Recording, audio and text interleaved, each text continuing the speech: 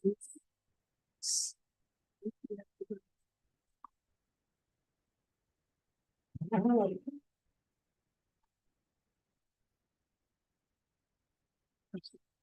we are now live. Thank you very much. Good evening, everyone, and welcome to members, officers, the press, and public joining the Local Development Committee tonight. The meeting is being live streamed on YouTube, so welcome to everyone viewing on YouTube.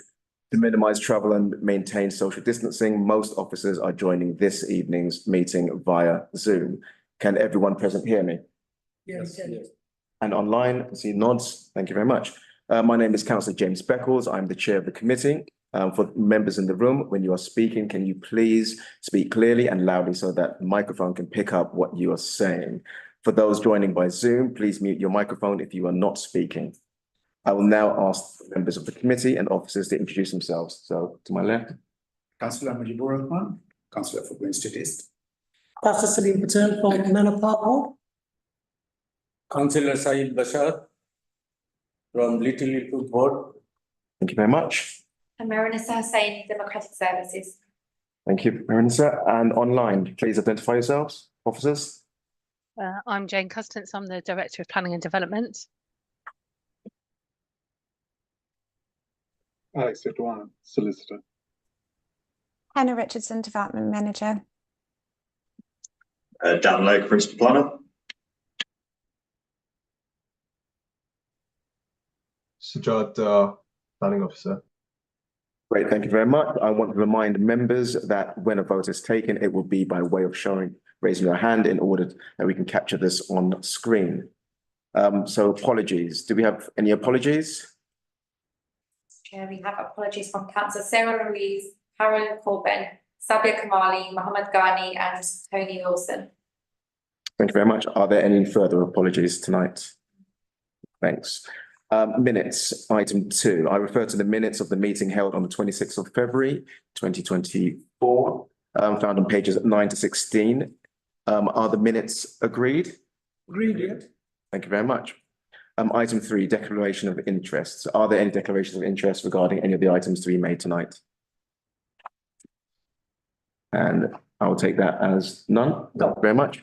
Item 4, determining planning applications. Members are asked to note the advice from the Head of Legal Services on determining planning applications. Is that noted? Noted. Thank you very much.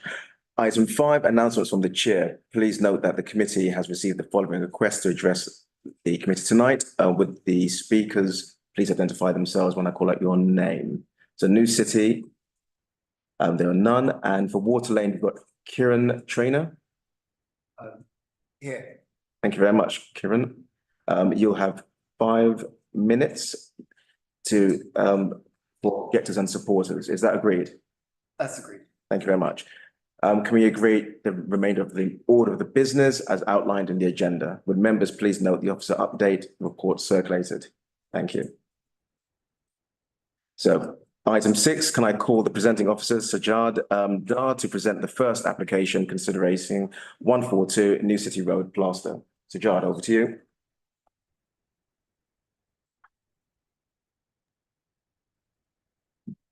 Thank you very much. Am I enabled to share my screen? It should allow you to. Okay, I can now. Thank you.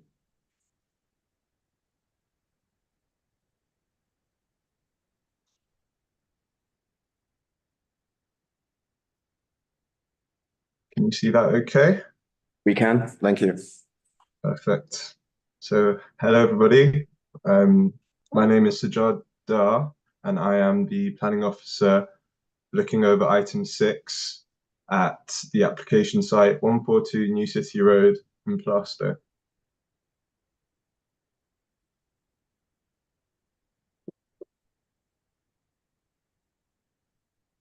This slide shows the site location accompanied with a recent aerial image of it. The site is located in a primarily residential area on the southeastern corner of New City Road and Patrick Road, consisting of a 2-storey mixed-use Victorian corner building comprising of a ground floor commercial unit and a first floor residential unit. Planning permission is sought to demolish the existing building and erect a two-story building of an increased footprint and scale, comprising of a one-bedroom, two-person and two-bedroom, four-person flat on ground and first floor level. The one and two-bedroom flats would be of a similar footprint to each other.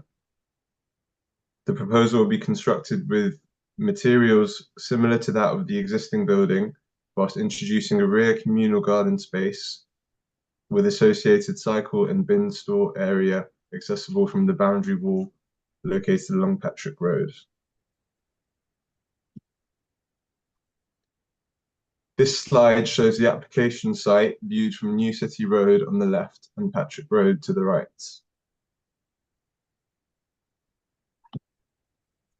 This slide shows the proposed front and side elevation from New City Road and Patrick Road respectively.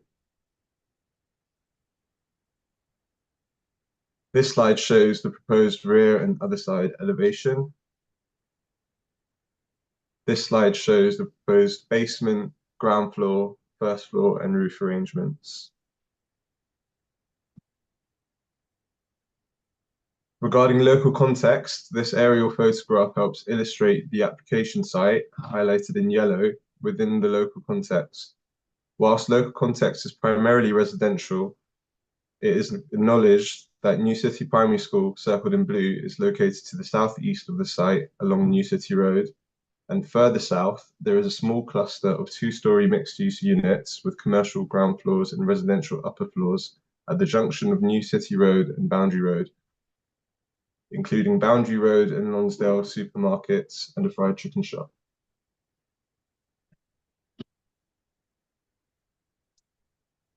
Regarding the principle of development, there is strong local opposition to the proposal, including multiple objection comments, a written petition, and an online petition titled Save Our Corner Shop from Demolition, outlining concern regarding a variety of matters discussed later, however mainly revolving around resisting the loss of the ground floor commercial shop. The National Planning Policy Framework, London Plan and Newham Local Plan all seek to consolidate out-of-centre commercial uses within town centres. The application site is not located within a town centre, and whilst officers empathise with resident wishes to oppose the loss of the shop, it would be unreasonable to refuse the principle of the loss of a commercial use located outside a town centre, where national and local policy directs these uses, in conjunction with the fact that there are two supermarkets located approximately a 5-minute walk to the south of the application site. The replacement of the 3-bedroom family-sized first floor flat existing, however, with smaller 1- and 2-bedroom units is contrary to the borough's housing policies that ensure the retention and provision of family-sized units. There is no reason why redevelopment of this site could not provide a replacement family-sized dwelling as part of the wider mix of units. And the loss of a family-sized home without re-provision would be contrary to the identified priority housing needs of the borough and prejudice the ability to stabilise the community and reduce population churn, with implications for convergence and feeling of community cohesion within the borough, and therefore the principle of development is recommended for refusal.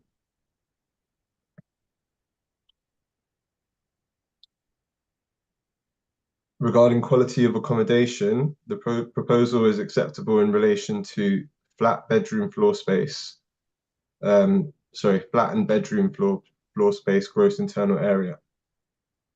As can be seen in the screenshot of the ground floor plan, the windows of both bedrooms of flat 2 would surround the proposed rear communal area, which accommodates the refuse recycling and cycling storage facilities, raising concern regarding a lack of privacy and poor outlook for future occupants, with their bedrooms being immediately adjacent to an external area used by all residents of the development. The proposed shared external amenity space at ground floor level is considered unacceptable for the ground floor flats, whilst at first floor level, the balconies provided are undersized, failing to meet policy requirements. Whilst the rear garden can be used by future occupiers of the ground floor flats, it would primarily be in use as a cycle and refuse space rather than a practical and functional external area for the enjoyment of residents.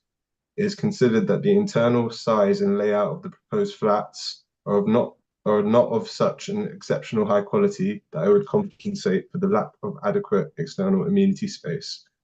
Thus, by reason of arrangement of bedrooms in proximity to the communal rear garden area and failure to provide sufficient private external amenity space for all proposed flats, the proposal gives rise to an overall poor quality of accommodation to the detriment of future occupiers and is recommended for refusal in relation to this aspect. Regarding urban design and placemaking, the existing building is considered to contribute to the established pattern of development, being of a sympathetic bulk and massing, stepping down towards the rear with an open amenity space. The proposal's extended depth at the rear results in an incongruous and bulky development that is highly visible from the street, failing to complement nor appropriately contrast with the established local character. The replacement building would have a hipped and gable roof, which is considered to be of an awkward relationship when viewed from the street. The proposed fenestration of the Patrick Road elevation is considered disordered, and this is further compounded by the fact that the proposed balconies would oversail the public highway, representing a discordant feature in the locality. Officers also question the need to entirely demolish the existing corner Victorian building, which is considered to be in relatively good condition externally and possesses some architectural merit. No justification has been provided for the demolition. The proposal, by reason of its excessive bulk and scale, awkward roof design, and overall external design, would not successfully integrate into the wider scene and would appear incongruous in siting, having a detrimental impact on the character of the wider locality. Furthermore, by reason of the lack of architectural coherence, landscaping and boundary treatment, the proposal represents a poor quality design that fails to demonstrate successful integration to the existing character and appearance of the surrounding built form, and the scheme is recommended for refusal regarding design.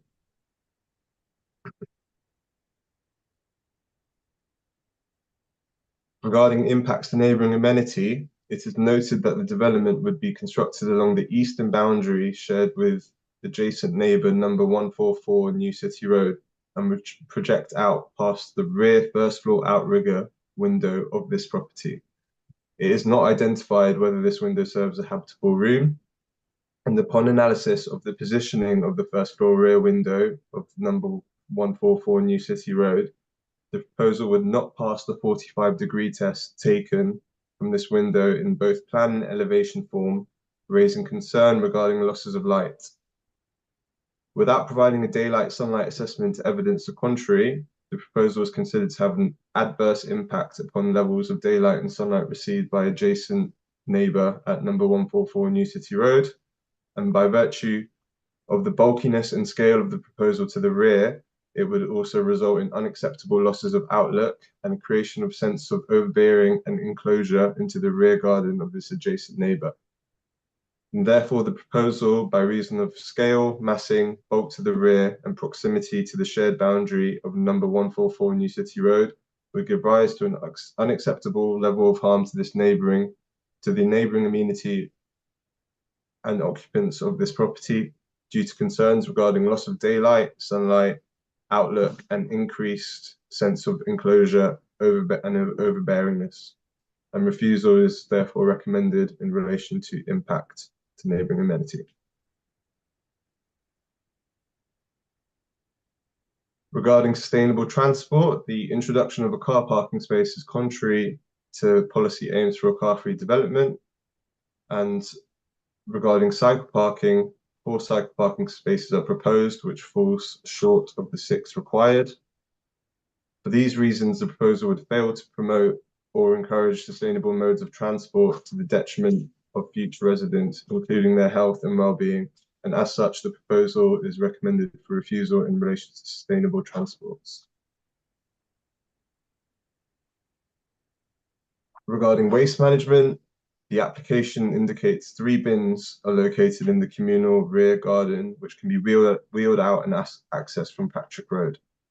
The applicant has not demonstrated the capacity of the bins, nor whether they would be refuse or recycling bins, though they appear to be standard wheelie bins. Assuming the 3 proposed bins are of a capacity of 360 litres each, the standard capacity for a wheelie bin, the total waste storage capacity would fall short of what is required within the council's waste guidelines. The local planning authority therefore does not have the sufficient information in order to assess the impacts of the scheme in relation to waste removal, which in turn can give rise to impacts on the street scene and occupiers and neighbouring amenity, in particular odour and public health. And for these reasons, the proposal is recommended for refusal in relation to waste management. Regarding biodiversity, the existing site rear amenity area is paved, and the proposal seeks to reduce the size of this space to accommodate an increased built form. The applicant has failed to submit a biodiversity statement and is silent with respect to measures to provide a biodiversity uplift as part of the proposal, which would be contrary to policy expectations seeking biodiversity enhancement in new development, and in particular within new residential development. And therefore, the proposal is recommended for refusal in relation to delivering sustainable development. So biodiversity. With respect to all of the above matters, the proposed development is acceptable as detailed on page 32 of the committee report.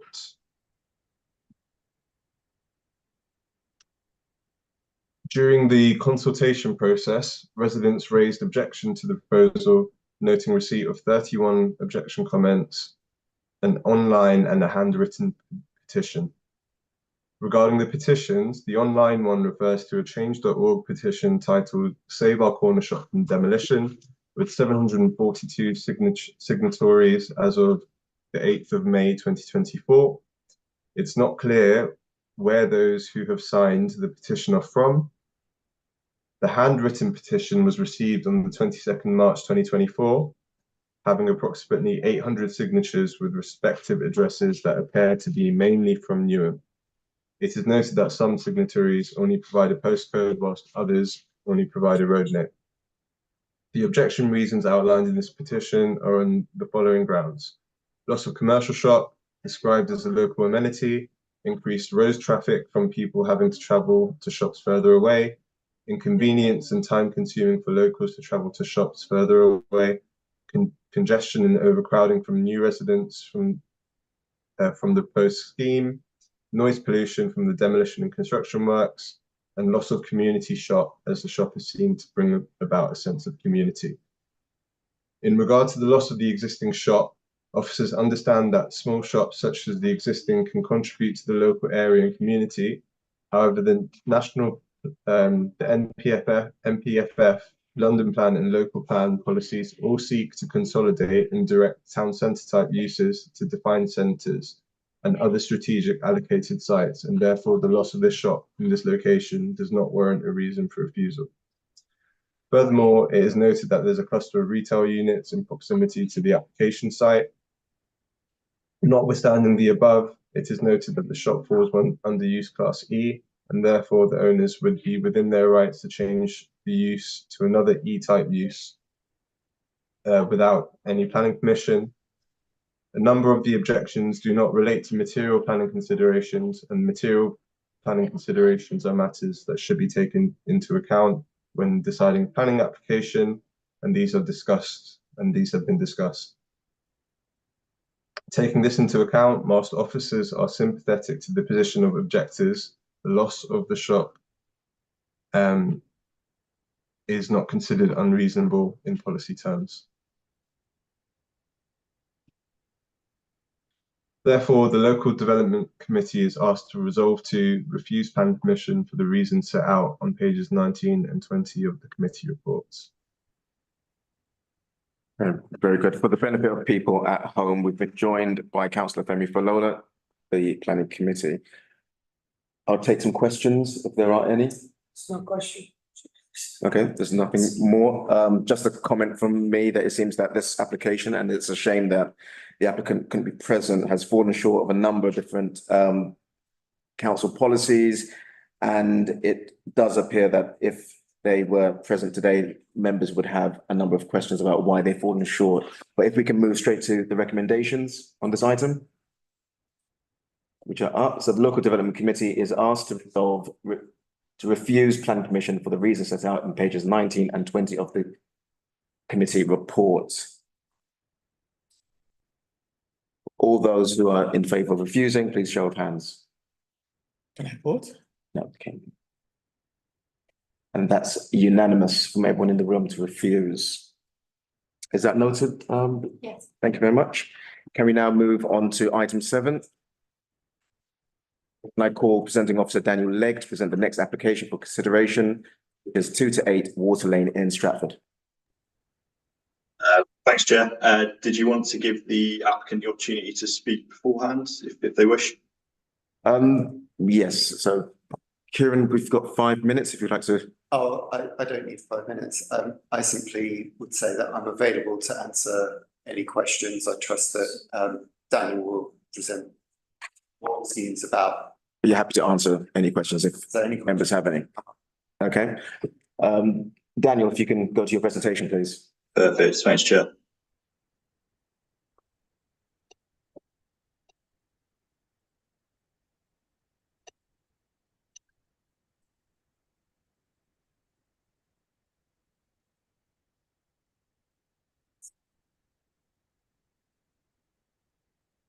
Is everyone able to see the presentation?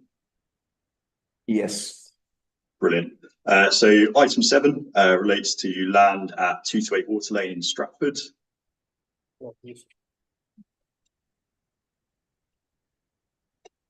Slide 2 shows the site location and a recent aerial photograph. The site is situated on the edge of a built-up residential area. The site sits within the envelope of the University of East London campus. Other uses within the area include a secondary school, Hindu temple, and public house, which is now vacant. The application in question seeks the demolition of the existing buildings within the site and the creation of a new 6-storey building with the upper 2 stories set back, providing 20 residential units and Class E use at ground floor with associated landscaping, refuse, and cycle storage. Slide 4 shows the application site when viewed from Water Lane on the left-hand side and from Cedars Road on the right-hand side. Slide 5 shows the relationship between the application site and the UEL library, which is on the left-hand side, and the temple is on the left-hand side, the right-hand side. Apologies. Slide 6 shows the proposed ground floor and first floor arrangements. Whilst slide 7 shows the proposed 2nd, 3rd, and 4th floor arrangements, which are on the left-hand side, and the 5th floor arrangements, which are shown on the right-hand side. Slide 8 provides elevational drawings of the proposed development when viewed from Water Lane on the left-hand side and from Cedars Road on the right-hand side. The presentation will cover principal development, housing offer, quality of accommodation, urban design, neighbouring amenity and transport matters. All other material planning considerations are assessed in further detail within the committee report pack. In terms of principal development, the use of the site for a mix of uses is well established and currently accommodates commercial uses at ground floor and residential uses above. The proposal would deliver 20 residential units and commercial floor space at ground floor to be occupied as a yoga and wellbeing studio. It is considered that the proposed uses would be consistent with those currently occupying the site, so Class E and Class C3. Additionally, it should be noted that consent has previously been granted for 8 residential units and commercial space at ground floor, albeit this was never implemented and was assessed under a previous development plan. The principle of the proposed uses at the site are accepted, subject to compliance with other material planning considerations. The proposed development would provide 5 one-bedroom properties, 6 two-bedrooms, and 9 three-bedrooms. 45% of the units would be family-sized, delivering 3 bedrooms. The family housing offer would comfortably exceed the policy requirement 39%, and is therefore supported by Ofsted. The proposed affordable housing offer has been informed by a financial viability assessment, which supports the application. This has been independently reviewed by BNP Paribas on behalf of the council. The review of the financial viability assessment concluded that 5 affordable housing units would be the maximum that could be delivered within the site. It is noted that whilst the affordable housing offer would be below the 50% targeted by the London Plan, all affordable units would be London affordable rental tenure and therefore would be genuinely affordable for residents of the borough. The applicant has agreed to enter into a Section 106 agreement, which would require early and late stage viability reviews to be conducted to ensure that any surplus identified is directed towards the delivery of additional affordable housing or family housing within the site or elsewhere in the borough. Subject to the terms of the Section 106 agreement, the application is supported in relation to the housing offer. With regards to quality of accommodation, all residential units would be fully compliant with London Plan space standards and would be provided with private amenity space and would also have satisfactory ceiling heights. The layout of the residential units has been optimised, with 75% being dual aspects. Of the units that are single aspects, none of these would be north facing. The daylight and sunlight assessment, which has been submitted to support the application, indicates that overall the development would generally be well lit. 3 units would be adequate for wheelchair users, whilst the remaining units could easily be adapted for wheelchair accessibility should this be required in the future. It is noted that no designated play space is provided within the site.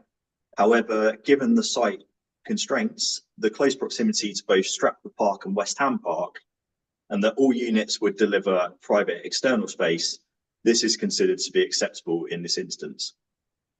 In summary, the proposed development is supported in terms of quality of accommodation. With regards to design, the scale and massing of the proposed development is considered appropriate in the urban context and optimises the development capacity of the site in accordance with the London Plan policy. The use of a setback element at 5th floor level creates a stepped massing which aids the building in its integration with the existing context and assists in reducing the overall bulk of the proposal. The immediate street scene is varied in terms of building typology and materiality. And so the proposed material palette is considered to be of high quality, and the use of red brick with metal cladding at rooftop level would provide a varied finish to the building facade. Similarly, the architectural detailing, particularly the stonework around the windows, is considered to be of high quality. Full specification and details relating to external finish and architectural detailing would be secured via planning condition. Development would make a positive contribution towards public realm enhancements, which would be secured via Section 278 agreements. These would include improvements to the pavement around the site frontage, alongside mature tree planting and short stay cycle parking provision on Water Lane. Additional soft planting and trees would be provided within the informal amenity space around the residential cycle store, which would make a positive, albeit minor, contribution to the overall landscaping offer. Full hard and soft landscaping details would be secured via planning condition. The scale, materiality and architectural detailing of the proposal would respect the setting of the locally listed Manby Arms, which is located adjacent to the site. LBN design officers do not object to the application, subject to the conditions that have already been mentioned. In summary, the proposed development is supported in terms of design. With regards to amenity, the proposal would not result in unacceptable impact to surrounding occupiers in terms of daylight and sunlight access or overshadowing, owing to the separation distances that would be retained to residential properties nearby. It is noted that planning permission has recently been granted for a 3-storey building providing 9 residential units, which would adjoin the Manby Arms. The development proposed at 228 Water Lane has the potential to impact upon levels of daylight and sunlight here. However, to date, this consent within the plot adjoining the Manby Arms has not been implemented, and therefore there are currently no residential receptors in situ on this site. Notwithstanding, officers are satisfied that the separation distance to the consented scheme is sufficient to ensure adequate levels of daylight and sunlight would still be achieved should the adjacent consent be implemented in future. Given that the proposed uses would largely be consistent with those already located at the site, it is unlikely that there would be a material increase in noise levels generated by the proposal compared to the existing arrangement. To ensure demolition and construction phases of the development are adequately mitigated, a demolition and construction management plan shall be submitted to the local planning authority prior to the commencement of any works.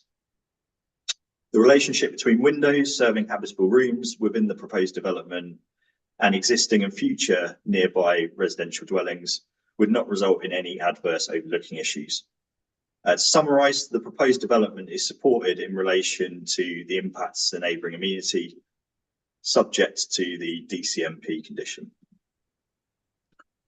With regards to transport, the site has a resale value of between 4 and 5 and is therefore considered to have very good access to public transport modes, including local bus routes and Maryland's Elizabeth Line station within short walking distance.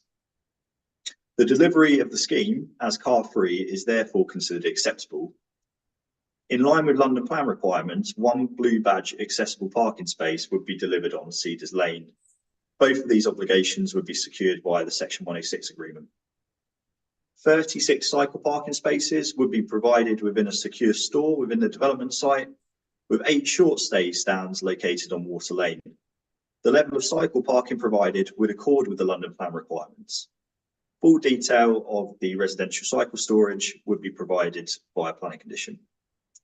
Mobility scooter storage would also be provided within each accessible residential unit as requested by LBN transport officers. To summarise, the proposed development is supported in terms of transport, subject to conditions and Section 106 obligations. With respect to all remaining matters, the proposal is supported subject to plan conditions and Section 106 obligations. All of this is detailed within pages 70 to 75 of the committee pack. To summarise, the Local Development Committee is asked to agree the reasons for approval as set out within the committee report and update report, and delegate authority to the Director of Planning and Development to grant planning permission subject to the completion of a legal agreement based on the heads of terms identified within Appendix 10 of the committee report and based on the planning conditions listed within Appendix 9 of the report. That concludes my presentation. I'm happy to take any questions. Thanks, Dan. Any questions from members here? No? Just a question from myself to you, Kieran. In terms of the affordable housing, it is 10% less than what would normally ask for 35% if it's public land. I know that the council have said that their financial viability assessors, BNP Paribas, have actually looked at it. Can you come back and tell us if you can afford it? And I can see that from Section 106 that you're willing to have to be reviewed, but why was this put forward? We entered into, with the application, we submitted an initial financial viability. That viability showed that we didn't think at the time that any affordable housing would be possible. We've moved from that position based on viability report, which is for the detail wise is subject to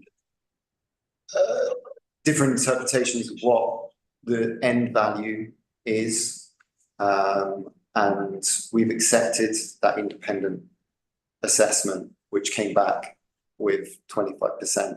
And we've fully complied with that rather than entering into further negotiations. And as you say, that would be reviewed early and late stage if more surplus becomes apparent. But I think the values put forward in the independent report were relatively optimistic, and were based largely on a recently completed scheme a bit closer to Stratford Centre. So we're not expecting to be that further excess would happen. Okay, sure thing. After you figure it out. And in terms of transport, there is the indication that you will submit a transport management plan. There is quite a lot of development that's happening within that area, especially with UEL. They're building a 13-story building. And you've got the temple, which is across the road from the site. Just in terms of engagement with the local community, it's residential. Are you willing to have kind of ongoing conversations? And in terms of the construction, having contact details for anyone who needs to get in contact in case of noise, pollution, dust? The construction management plan will have full details of who's responsible for the works. Okay. In line with standards set down by the Mayor of London's guidance, and that it will be conditioned within the application. So in terms of the developers' interests, it's in their interest to proceed as smoothly and as quickly as possible, and responding to any issues such that is part of it's an important thing for any developer in order to achieve these things properly. Sure thing. Councillor. Thank you, Chair. Chair, it's not a question, it's just the suggestion and request to the applicant. As we've seen that there's 4 objectives to this application, and one of them is the local temple there. And there's a petition of 109 signatories in there. Our request is please work with them, try to, listen to their concerns as well. It would be nice to work with the faith group. This is such our policy as well, that the community should work together. Just a suggestion. I would be happy to, like Clements and Porter as architects, we were the architects who delivered the temple's recent development and dining hall and the residential that they built. And I think we have contacts that go back over a decade with the temple. I'm happy to listen to and speak to anyone, any representative in order to get this scheme delivered in a way that benefits everyone. Thank you.